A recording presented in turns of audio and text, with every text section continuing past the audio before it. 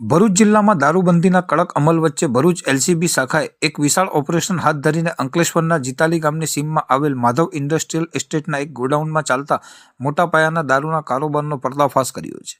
ગત રાત્રિએ એલસીબીની ટીમને મળેલ ચોક્કસ બાતમીના આધારે પ્લોટ નંબર 7 દુકાન નંબર 1ના ગોડાઉનમાં દરોડો પાડવામાં આવ્યો હતો, જ્યાંથી ભારતીય બનાવટના વિદેશી દારૂની કુલ 29,088 નાની બોટલો મળી આવી હતી, જેની કિંમત આશરે 94,53,600 રૂપિયા જેટલી થાય છે.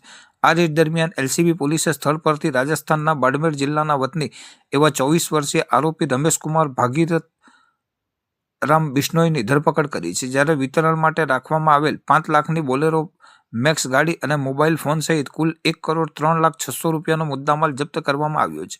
પોલીસની પ્રાથમિક તપાસમાં બહાર આવ્યું છે કે પકડાયેલ આરોપી રમેશકુમાર અને વોન્ટેડ આરોપી સુરેન્દ્ર બિશ્નોઈએ ભેગા મળીને આ ગોડાઉન ભાડે રાખ્યું હતું. આ નેટવર્ક અત્યંત વ્યવસ્થિત રીતે ચાલતું હતું, જેમાં આરોપી મહેતા અને સુરેશ બિશ્નોઈ ટ્રક મારફતે દારૂનો જથ્થો સપ્લાય કરતા હતા, જ્યારે ડેનીભાઈ નામનો ઈસમ આ ટ્રકનું પાયલોટિંગ કરીને તેને સુરક્ષિત રીતે ગોડાઉન સુધી પહોંચાડતો હતો. ગોડાઉન પર ગોપી અને ચેતન નામના શખ્સો દેખરેખ રાખતા હતા અને માલની ડિલિવરી માટે બોલેરો પિકઅપનું ડ્રાઇવિંગ કરતા હતા. આ દારૂનો જથ્થો રાજકોટના રાજેશ અને જૂનાગઢના એક શખ્સને ડિલિવરી આપવા માટે સંતાડી રાખવામાં આવ્યો હોવાનું પણ ખુલ્યું છે. હાલમાં ભરૂચ એલસીબી દ્વારા તમામ 8 ફરાર આરોપીઓ વિરુદ્ધ પ્રોહિબિશન એક્ટની વિવિધ કલમો હેઠળ ગુનો નોંધી તેઓના મોબાઈલ નંબરના આધારે આગળની વધુ કાયદાકીય તપાસ હાથ ધરવામાં આવી છે.